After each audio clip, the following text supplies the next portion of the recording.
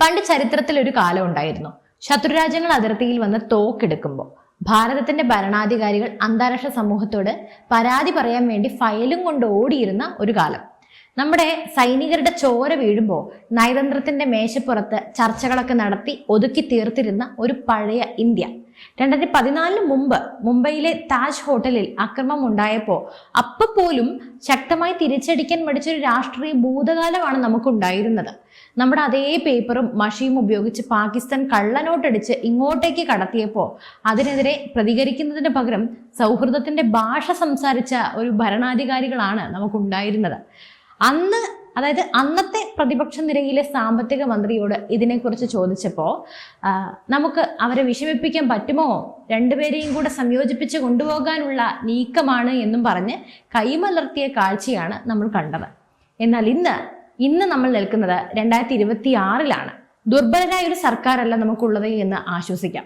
ശത്രുക്കൾ ഭൂപടത്തിൽ വരയ്ക്കുന്ന തന്ത്രങ്ങളെ അതിർത്തി കടന്നു ചെന്ന് അവരുടെ മണ്ണിൽ വെച്ച് തന്നെ ചീട്ടുകൊട്ടാരം പോലെ തകർത്തെറിയുന്ന ന്യൂ ഇന്ത്യ അഥവാ പ്രോമാക്സ് ഭാരതത്തിന്റെ യുഗമാണിത്.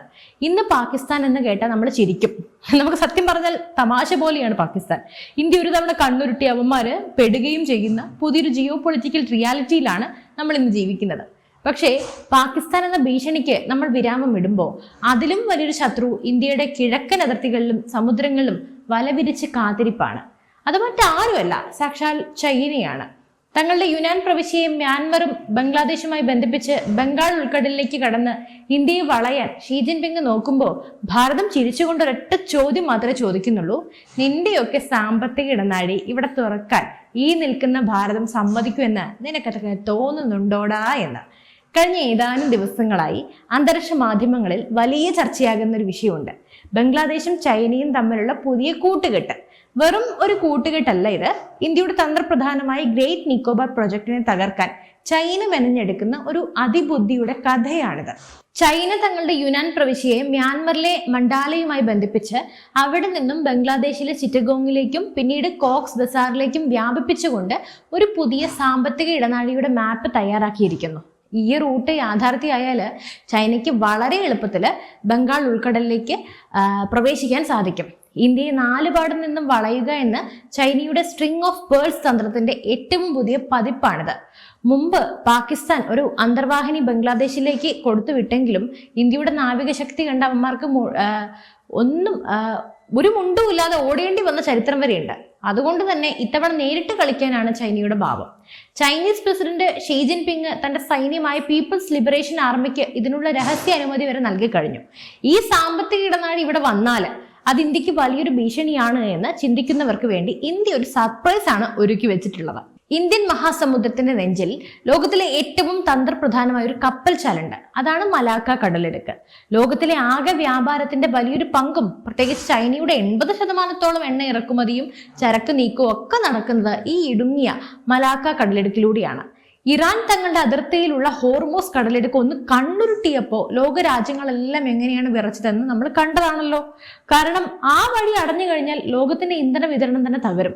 ഇതേ തന്ത്രമാണ് ഇന്ത്യ ഇപ്പോൾ മലാക്ക കടലിടുക്കിൽ പ്രയോഗിക്കാൻ പോകുന്നത്. മലാക്ക കടലിടുക്കിന്റെ കൃത്യം പ്രവേശന കവാടത്തിലാണ് ഇന്ത്യയുടെ സ്വന്തം ആൻഡമാൻ ആൻഡ് നിക്കോബാർ ദ്വീപുകൾ സ്ഥിതി ചെയ്യുന്നത്. ഇവിടെയാണ് ഭാരത സർക്കാർ ലക്ഷക്കണക്കിന് കോടി രൂപ ചെലവഴിച്ചുകൊണ്ട് ഒരു മെഗാ അന്താരാഷ്ട്ര ട്രാൻസ്ഷിപ്മെന്റ് പോർട്ടും അതിനോടൊപ്പം തന്നെ ഒരു വമ്പൻ നാവിക സൈനിക താവളവും നിർമ്മിക്കുന്നത്.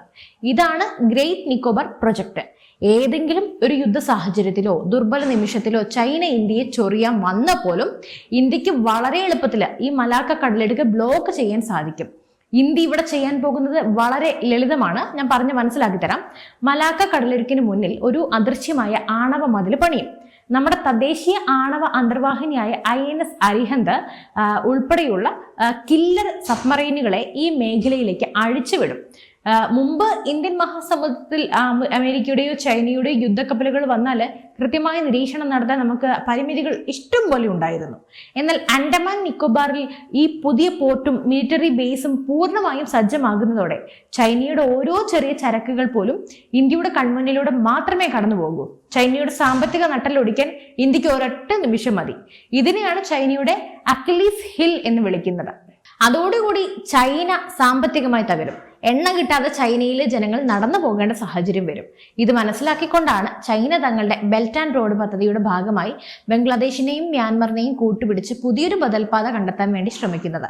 ഇന്ത്യ ഇത്രയും തന്ത്രപ്രധാനമായ ഒരു പ്രൊജക്ടുമായി മുന്നോട്ട് പോകുമ്പോൾ അതിനെ തകർക്കാൻ അന്താരാഷ്ട്ര തലത്തിൽ മാത്രമല്ല രാജ്യത്തിനകത്തും വലിയ രീതിയിലുള്ള ശ്രമങ്ങൾ നടന്നിരുന്നു. നിങ്ങൾ അറിഞ്ഞു കാണും. ഗ്രേറ്റ് നിക്കോബാർ പ്രൊജക്ട് പ്രഖ്യാപിച്ച സമയത്ത് ഇന്ത്യയിൽ പരിസ്ഥിതിയുടെയും മനുഷ്യാവകാശങ്ങളുടെയും പേരിൽ പുതിയ പുതിയ ഗ്രൂപ്പുകൾ പ്രത്യക്ഷപ്പെട്ടു. അക്കൂട്ടത്തിലൊന്നാണ് നമ്മുടെ കോക്രോച്ച് ജനതാ പാർട്ടി. ഓർമ്മയില്ലേ? കഴിഞ്ഞ ആഴ്ച വരെ ട്രെൻഡിങ് ആയിരുന്നു. നമ്മുടെ പ്രതിപക്ഷമാകട്ടെ ചൈന ഇത് ചെയ്യുന്നത് കണ്ടില്ലെന്ന് നടിക്കുകയാണ്. ചൈനയുടെ പക്ഷത്താണ് അവര്. ജനങ്ങളെ തെരുവിലിറക്കാനും ജന്തർ മന്ദറിൽ പ്രതിഷേധങ്ങൾ ഉണ്ടാക്കാനും ചില ശക്തികൾ നോക്കിയെങ്കിലും ഒന്നും നടന്നില്ല. ലഡാക്കിൽ നിന്ന് സോനം വാങ്ചുക്കിനെ പോലെയുള്ളവരെ വരെ അവിടെ എത്തിച്ച് ഇതിനെതിരെ തിരിക്കാൻ വേണ്ടി ചില കരുക്കളൊക്കെ നീക്കി. എന്നിട്ടും ഒന്നും നടക്കുന്നില്ലെന്ന് കണ്ടപ്പോ പ്രതിപക്ഷ നേതാക്കൾ നേരിട്ട് ആൻഡമാൻ നിക്കോബാറിലേക്ക് വണ്ടിയും വിളിച്ചു പോയി കടലിൽ ഡൈവ് ചെയ്യുകയും അവിടുത്തെ ഫ്ലോറയും ഫോണയും കുറിച്ച് അതിനെല്ലാം കുറിച്ച് വാചാലനാവുകയും മരങ്ങൾ വെട്ടി നശിപ്പിക്കാൻ പോവുകയാണെന്നും പറഞ്ഞ് ഈ സംഭവം വലിയ രീതിയിൽ ബൂസ്റ്റപ്പ് ചെയ്യാൻ ശ്രമിക്കുകയും ചെയ്തു. പക്ഷേ ഡിജിറ്റൽ യുഗത്തിലെ ഇന്ത്യൻ ജനതയ്ക്ക് നല്ലപോലെ അറിയാം മോദി സർക്കാർ ചെയ്യാൻ പോകുന്നത് എന്താണ്, എങ്ങനെയാണ് എന്നൊക്കെ. അതുകൊണ്ട് തന്നെ ഈ പ്രതിഷേധങ്ങളെയെല്ലാം ജനങ്ങൾ പുല്ലുവില കൽപ്പിച്ചാണ് തള്ളിക്കളഞ്ഞത്. ഉദാഹരണത്തിന് പപ്പുവിന്റെ ചമ്മൽ. ഇത്തരം തന്ത്രപ്രധാനമായ പദ്ധതികൾക്കെതിരെ വിദേശ ഫണ്ട് വാങ്ങി ഇന്ത്യയിൽ കലാപങ്ങളും തടസ്സങ്ങളും സൃഷ്ടിക്കുന്ന NGO-കളെയും സംഘടനകളെയും പൂട്ടാൻ കേന്ദ്ര സർക്കാർ കൊണ്ടുവന്ന നിയമമാണ് FCRA 2.0 foreign contribution regulation act. നിന്റെയൊക്കെ വിദേശ ഫണ്ട് ഇവിടെ ഇറക്കി നീ ഇവിടെ ഉണ്ടാക്കുന്നത് എനിക്കൊന്ന് കാണണമെന്ന് നമ്മുടെ മോദി സർക്കാർ പറയാതെ പറഞ്ഞു. ഫണ്ട് വരുന്നതൊക്കെ സ്വാഭാവികമായും റോഡിലിറങ്ങി സമരം ചെയ്യാനുള്ള പല സംഘടനകളെയും ഗഡ്സ് ഇല്ലതായി. ഫണ്ട് വന്നാലല്ലേ കലാപം നടത്താൻ പറ്റൂ. ഇനി നമുക്ക് ഏറ്റവും പുതിയ സസ്പെൻസ് വാർത്തയിലേക്ക് വരാം. ഇന്ത്യ തങ്ങളുടെ ആൻഡമാൻ പ്രൊജക്ടുമായി ശക്തമായി മുന്നോട്ട് പോയപ്പോൾ ചൈന കണ്ടെത്തിയ ബദൽ മാർഗമായിരുന്നല്ലോ മ്യാൻമറിലൂടെയും ബംഗ്ലാദേശിലൂടെയൊക്കെയുള്ള സാമ്പത്തിക ഇടനാഴി. എന്നാൽ ഒരു രാജ്യത്ത് വലിയൊരു നിക്ഷേപമോ ഗൂഗിൾ പോലെയുള്ള കമ്പനികളോ വരണമെങ്കിൽ അവിടെ സുസ്ഥിരമായിട്ടുള്ള ഒരു ഭരണം ഉണ്ടായിരിക്കണം. അഫ്ഗാനിസ്ഥാനിലോ ആഫ്രിക്കൻ രാജ്യങ്ങളിലോ ആരും വലിയ ഫാക്ടറികൾ തുടങ്ങാത്തത് അവിടെയുള്ള ആഭ്യന്തര യുദ്ധങ്ങൾ കാരണമാണ്. ഇന്ത്യയിൽ സുസ്ഥിരമായ ഒരു ഭരണം ഉള്ളത് കൊണ്ട് തന്നെയാണ് ലോക രാജ്യങ്ങൾ ഇങ്ങോട്ടേക്ക് വരുന്നതും ഇവിടേക്ക് നിക്ഷേപങ്ങൾ ഇറക്കുന്നതും. ഇന്ത്യയുടെ വടക്ക് കിഴക്കൻ സംസ്ഥാനങ്ങളെ കടലുമായി ബന്ധിപ്പിക്കാൻ നമ്മൾ മ്യാൻമറിലൂടെ നിർമ്മിക്കുന്ന വലിയൊരു പദ്ധതിയാണ് കലാഡൻ പ്രൊജക്ട്. ഇതിനെക്കുറിച്ച് നിങ്ങൾ കേട്ട് കാണുമെന്നാണ് എൻ്റെ വിശ്വാസം. എന്നാൽ മ്യാൻമറിൽ ഭരണം നടത്തുന്ന മിലിറ്ററി സർക്കാരും അവർക്കെതിരെ പോരാടുന്ന വിമത സംഘടനയായ അരക്കൻ ആർമിയും തമ്മിൽ അവിടെ കടുത്ത ആഭ്യന്തര യുദ്ധമാണ് നടക്കുന്നത്. ഇതിനിടയിൽ റോഹിംഗ്യൻ സായുധ ഗ്രൂപ്പുകളും സജീവമാണ്. മുമ്പ് ചൈന അവിടെ ചില കളികളൊക്കെ കളിച്ച് അസ്ഥിരതയുണ്ടാക്കിയപ്പോൾ ഇന്ത്യയുടെ കലാഡൻ പ്രൊജക്ടിന്റെ പണികളൊക്കെ നിർത്തിവെക്കേണ്ടി വന്നിരുന്നു. എന്നാൽ ഇപ്പോ കഥ മാറിയിരിക്കുകയാണ്. ചൈന തങ്ങളുടെ യുനാൻ മണ്ഡാല ചിറ്റഗോങ് സാമ്പത്തിക ഇടനാഴിയായി മുന്നോട്ട് പോകാൻ വേണ്ടി ഷീ ജിൻപിങ് ഉത്തരവിട്ടതിന് തൊട്ട് പിന്നാലെ മ്യാൻമറിൽ ആരും പ്രതീക്ഷിക്കാത്ത ചില സംഭവങ്ങളൊക്കെ നടന്നു. ആരാണെന്നറിയില്ല, മ്യാൻമറിൽ പെട്ടെന്ന് ഒരു അതിഭീകരമായ വ്യോമാക്രമണമാണ്, പിന്നെ ബോംബിംഗ് ഒക്കെ നടത്തി. മ്യാൻമറിലെ രഖൈൻ സംസ്ഥാനത്ത് സൈനിക ഭരണകൂടവും വിമതരായ അരക്കൻ സൈന്യവും തമ്മിലുള്ള രക്തരൂക്ഷിതമായ സംഘർഷം അതിന്റെ ഉച്ചസ്ഥായിലെത്തി. ബംഗ്ലാദേശ് അതിർത്തിയോട് ചേർന്നുള്ള റോഹിംഗ്യകൾ കൂടുതലായിട്ടുള്ള പ്രദേശങ്ങളിൽ അതിഭീകരമായ ബോംബിംഗ് ആണ് നടന്നത്. തുടർച്ചയായി 18 മുതൽ 27 വരെ വമ്പൻ ബോംബുകളാണ് ആകാശത്തു നിന്നും പതിച്ചത്. ഈ ബോംബാക്രമണത്തിന്റെ പ്രകമ്പനം എത്രത്തോളം ഉണ്ടായിരുന്നു എന്നാൽ അതിർത്തിക്ക് അപ്പുറത്തുള്ള ബംഗ്ലാദേശിലെ പല കെട്ടിടങ്ങളും കുലുങ്ങുകയും കേടുപാടുകളൊക്കെ സംഭവിക്കുകയും ചെയ്തു. ഇപ്പൊ ഏകദേശം പിടികിട്ടി കാണുമല്ലോ. ബംഗ്ലാദേശ് ആകെ കിടുങ്ങിപ്പോയി. മ്യാൻമറിൽ നിന്നുള്ള അഭയാർത്ഥികൾ തങ്ങളുടെ രാജ്യത്തേക്ക് ഇരച്ചു കയറുമോ എന്ന ഭയത്താൽ ബംഗ്ലാദേശ് ഉടനടി അതിർത്തികളൊക്കെ അടച്ചു പൂട്ടി. ചൈന വലിയ പ്രതീക്ഷയോടെ സാമ്പത്തിക ഇടനാഴി പ്രഖ്യാപിച്ച അതേ മണ്ണിൽ ഇപ്പോൾ കനത്ത യുദ്ധവും അസ്ഥിരതയും വന്നിരിക്കുകയാണ്. ഇപ്പോ ലോകരാജ്യങ്ങൾ ചൈനയോട് ചോദിക്കുന്ന ഒരൊറ്റ ചോദ്യമുള്ളൂ, ഈ കനത്ത പുകമറയ്ക്കുള്ളിൽ യുദ്ധം നടക്കുന്ന ഈ ഒരു മണ്ണിൽ എങ്ങനെയാ നീ നിന്റെ സാമ്പത്തിക ഇടനാഴി തുറക്കാൻ പോകുന്നത് എന്ന്. ഈ അരക്കൻ ആർമി എന്ന് പറയുന്നത് നിലവിൽ ഇന്ത്യയെ സപ്പോർട്ട് ചെയ്യുന്ന ഒരു ടീമാണ്. മ്യാൻമറുമായി ഇന്ത്യക്ക് വലിയ ആത്മബന്ധമുണ്ട്. ഇടക്കാലത്ത് ഇന്ത്യാവിരുദ്ധ ശക്തികളായ ഉൾഫ ഭീകരർ മ്യാൻമർ അതിർത്തികളിൽ ഒളിച്ചിരുന്നപ്പോൾ ഇന്ത്യൻ സൈന്യം ഡ്രോണുകൾ ഉപയോഗിച്ച് അവിടെ കയറി കൃത്യമായ അടിയൊക്കെ കൊടുക്കാറുണ്ട്. അങ്ങനെയുള്ള മ്യാൻമറിൽ ചൈന പദ്ധതി പ്രഖ്യാപിച്ച ഉടനെ ഇത്രയും കൃത്യമായ ഒരു അസ്ഥിരത എങ്ങനെ ഉണ്ടായി എന്ന് ഇപ്പോഴും ഒരു വലിയ സസ്പെൻസ് ആയി തുടരുകയാണ്. ഇതിന് പിന്നിൽ പ്രവർത്തിച്ച ആ അദൃശ്യ ശക്തി ആരായിരിക്കും? ഊഹിക്കാമല്ലോ. എന്തായാലും മറുഭാഗത്ത് ബംഗ്ലാദേശിന്റെ പുതിയ രാഷ്ട്രീയ നീക്കങ്ങളൊക്കെ ഇന്ത്യ വളരെ സൂക്ഷ്മമായിട്ട് തന്നെയാണ് നിരീക്ഷിക്കുന്നത്. അവിടെയും തീർന്നിട്ടില്ല. ചൈനയുടെയും ബംഗ്ലാദേശിന്റെയും ഒക്കെ സഖ്യത്തെ തകർക്കാൻ ഇന്ത്യ മറ്റൊരു മാസ്റ്റർ പ്ലാൻ കൂടി തയ്യാറാക്കിയിട്ടുണ്ട്. ഫുൾ ഇന്ത്യയുടെ മാസ്റ്റർ പ്ലാൻ ആണ് നമുക്ക് പറയാനുള്ളത്. എന്തായാലും ഭൂട്ടാൻ വഴി ഒരു വമ്പൻ റെയിൽവേ ലൈൻ പദ്ധതിയാണ് ഇന്ത്യ വിഭാവനം ചെയ്യുന്നത്. ഇത് വെറും ഒരു ചരക്ക് തീവണ്ടി പാതയല്ല, റെയിൽവേ വാഗണുകളിൽ നിന്നും നേരിട്ട് വിക്ഷേപിക്കാവുന്ന അഗ്നി മിസൈലുകൾ ഇന്ത്യ ഇതിനകം തന്നെ വിജയകരമായി പരീക്ഷിച്ചിട്ടുണ്ട്. ഞാൻ നിങ്ങൾക്ക് പങ്കുവച്ചിട്ടുണ്ട് അതിന്റെ വിവരങ്ങൾ.